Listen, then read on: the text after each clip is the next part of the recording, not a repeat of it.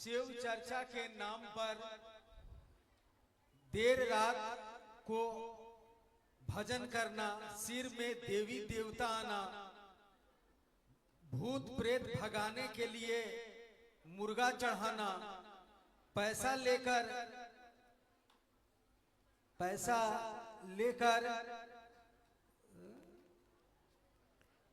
शिव चर्चा कराना, ऐसा गुरु भाई बहन कर रहे हैं। ढोल पुजाई, नाच गाना, ये सब चीज क्या हो रहा है दीदी, हम लोगों को विस्तार से समझाइए। संगोष्ठी अपने समापन की तरफ ही है, इसलिए 10 मिनट में यह खत्म हो जाएगा। हम लोग भी चले जाएंगे, आप भी चले जाएंगे।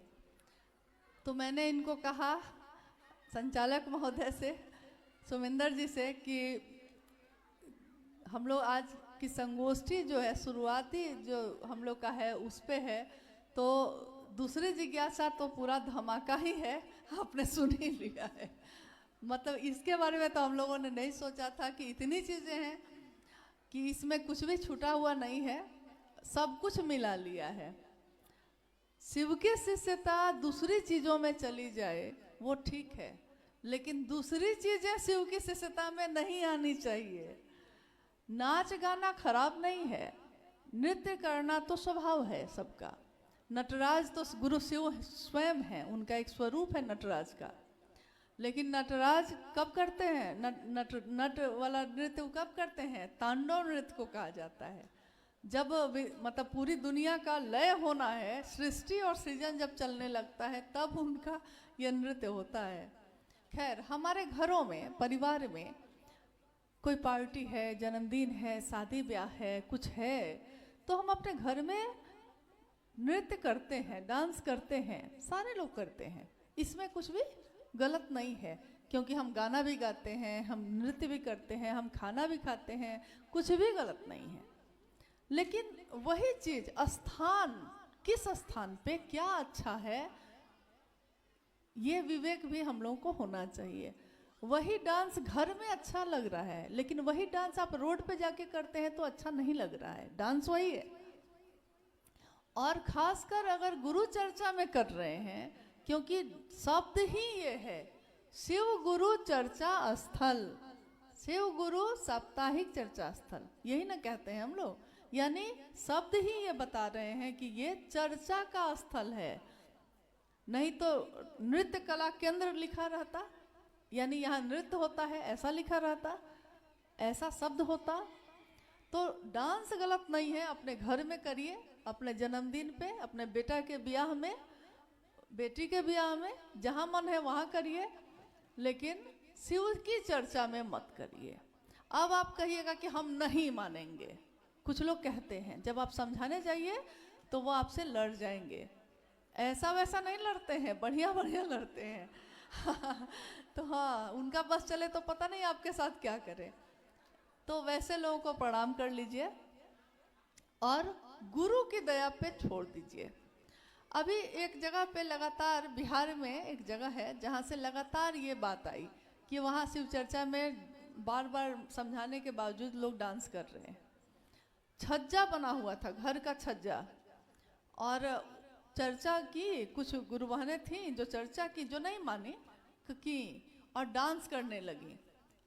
बस उन छज्जा के साथ साथ वो लोग भी सीधे नीचे, छज्जा भी टूटा और वो लोग भी नीचे गिर के बुरी तरह घायल हो गई। मौत किसी की नहीं हुई, लेकिन घायल हो गई। तो घायल होने के बाद सबसे पहला जो शब्द लोगों के पहुंचने पे उन लोगों ने कहा, यही कहा, अब से शिव चर्चा में नाच नहीं करेंगे। मतलब कि जब समझे भी आप कब, जब अपना नुकसान कर लिए तब। तो अगर आपने यही सोच लिया है कि आपको यही करना है, तो आप क्या कर सकते हैं? आप समझा सकते हैं और शेष गुरु की दया पे छोड़ दीजिए। और समय, गुरु की दया खुद ही बहुत चीज़ों को साबित करती है। अब है मुर्गा चढ़ाना, तो ये तो पहली बार सुन रहे हैं कि शिव चर्चा में मुर्गा। हाँ, यहाँ तक कि भगवती की पूजा अभी होगी तो कभी ऐसा था कि सुनते हैं कि प्राचीन समय में नर बलि दी जाती थी, मतलब इंसान की बलि दी जाती थी, लेकिन भैंसा की बलि दी जाती थी, इस तरह की बात सुनते हैं। लेकिन अभी तो चीजें इतने बदल गई, लोग जागरूक हुए, समझे, तो अब लोग बलि देते हैं।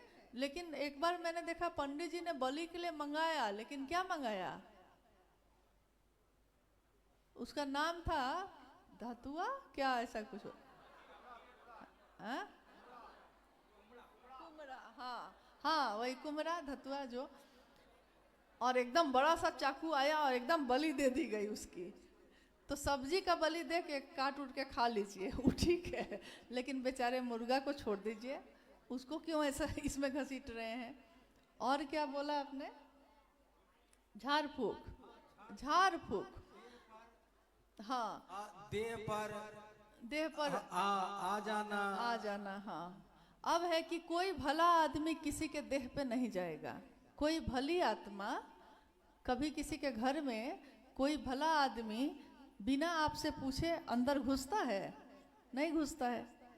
अगर कोई सज्जन आदमी है आपके घर आया है, अनजान है, तो दरवाजा खटखटाएगा, पहले दरवाजा खटखटाएगा और आप कहिएगा कि आइए अंदर बैठिए, तब बैठेगा। लेकिन जो दुष्ट होगा, जो चोर होगा, वो आपसे खटखटाएगा दरवाजा, वो इंतजार करेगा कि आप सोते कब हैं, तब आंगन के तरफ से छलांग लगाएगा और सीधे घर के अंदर। यानी जो दुष्ट आत्मा है उनका ये काम हो सकता है, लेकिन जो भले हैं, सज्जन हैं और स्वयं परमात्मा ही है, पहली बात तो ये है कि वो किसी के शरीर पे आते ही नहीं हैं। आ जाएंगे तो क्या होगा सोचिए। एक हरिंद्रानंद जी के सांस पे सिर्फ नमः शिवाय आया था, शिव का प्राण मंत्र है, वो आया तो करोड़ों लोग दीवाने हो गए।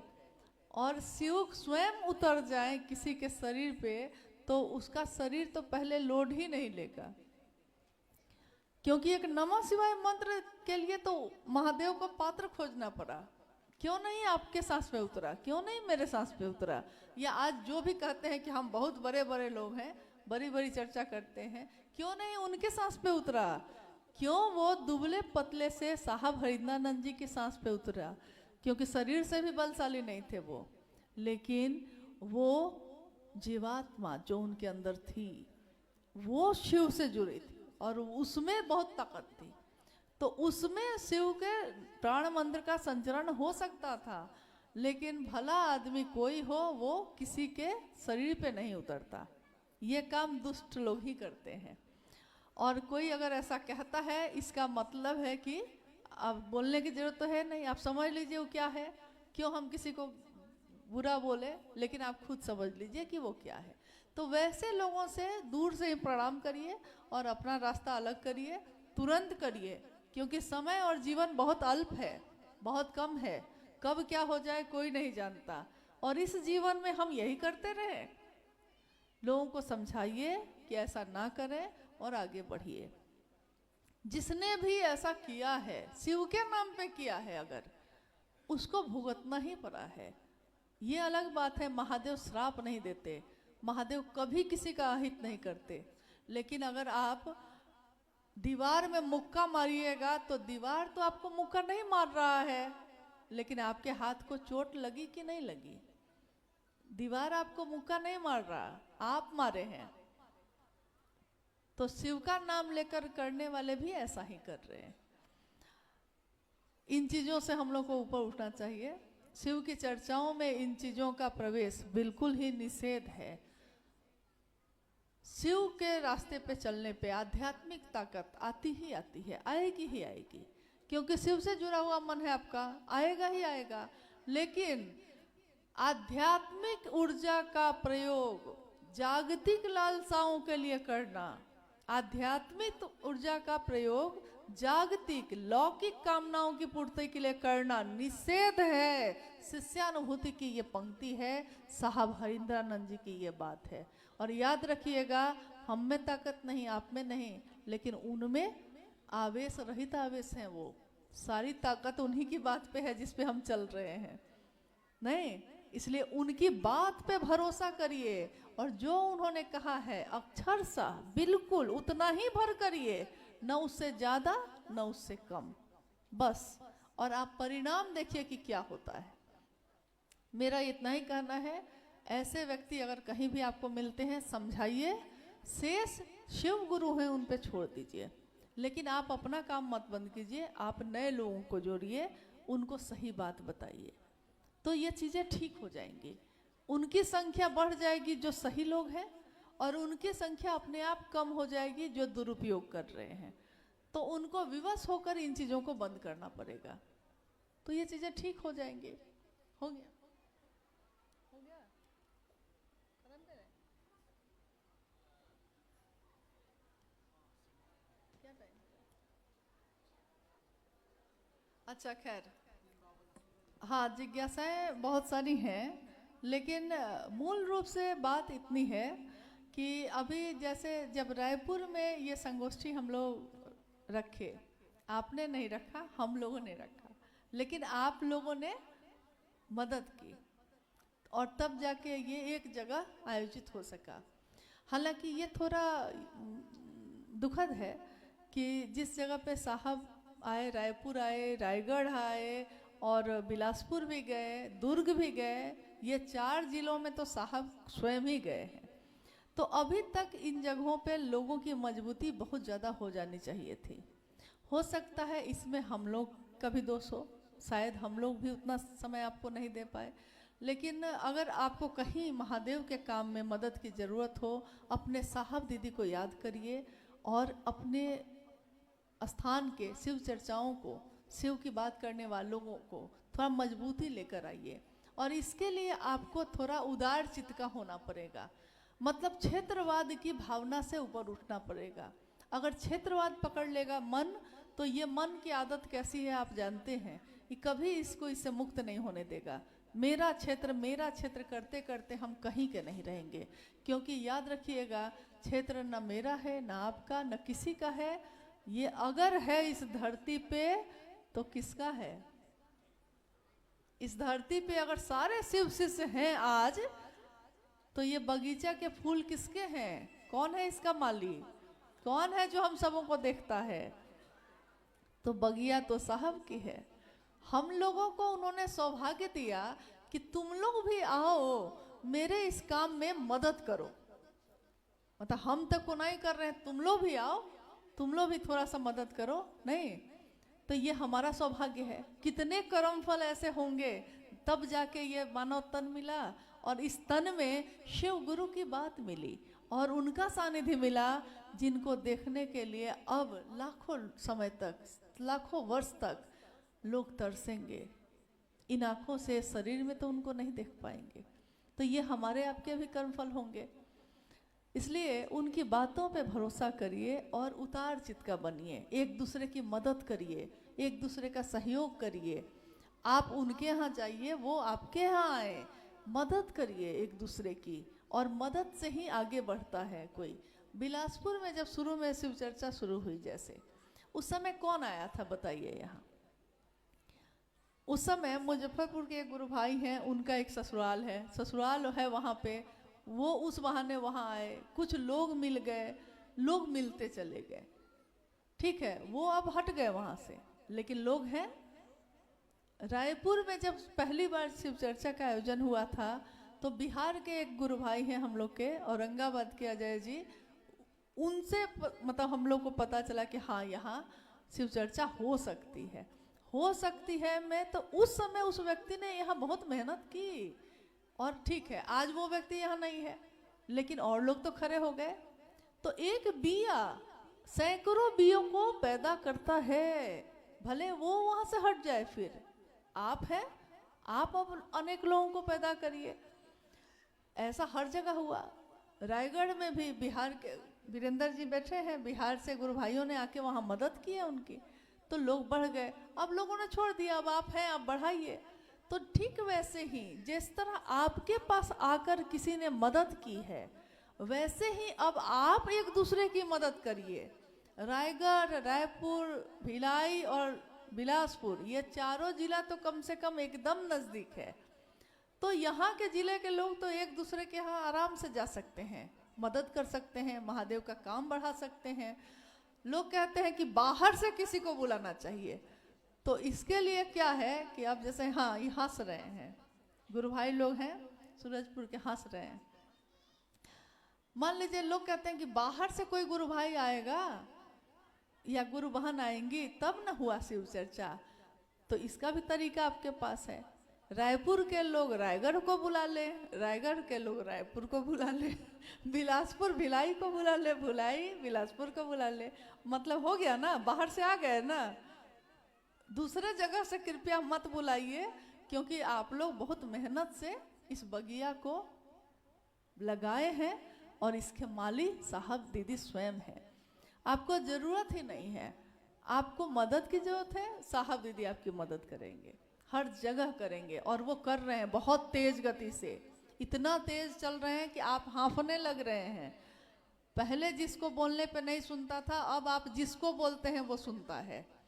ये तो दया हरिंदर की, इसमें हमारा आपका कोई कसूर नहीं है, हमारा आपका कोई योगदान नहीं है, ये तो उनकी दया है, उनका आशीर्वाद है। तो चलिए आज की इस संगोष्ठी में हम लोग एक दूसरे से मिल पाए और मेहनत लगी। कहते हैं कि जिस काम को करने में बहुत मेहनत लगे उसका परिणाम बहुत सुंदर होता है। क्या अरुण जी, परिणाम बहुत सुंदर होगा। और हम लोग उम्मीद करते हैं कि आप सभी गुरु भाई गुरु बहन साहब की दुनिया में खिले हुए वैसे फूल हैं जिसके कारण ये बगिया सुगंधित है। इसकी सुगंध और बढ़े और बढ़ती जाए, इसकी कामना हम सभी करते हैं अपने गुरु शिव से, अपने साहब दीदी से। और आज फिर हम लोग अब विदा ले रहे हैं। जीवन रहा, फिर मिलना हुआ तो आना जाना लगा रहेगा, बात होती रहेगी। किसी तरह की मदद की ज़रूरत पड़े, अगर आपको लगे कि हाँ कुछ हमको समझना है साहब की बातों को, क्योंकि उन्होंने जो लिखी है बातें उसको समझने के लिए भी उनके नज़रिया से समझना होगा, उनके भाव से समझना होगा, तो हम लोग इसमें आपकी मदद कर सकते हैं। हालांकि बहुत ज़्यादा हम लोग नहीं जानते, लेकिन जितना भर जाना है उतना तो कहें, जितना भर साहब से हम लोगों ने पाया है उतना तो लोगों को दें। तो बस उतना करते रहिए और बाद बाकी हम सभी का जीवन शिवमय हो, सुखमय हो, इसी की कामना के साथ आप सभी के चरणों में प्रणाम।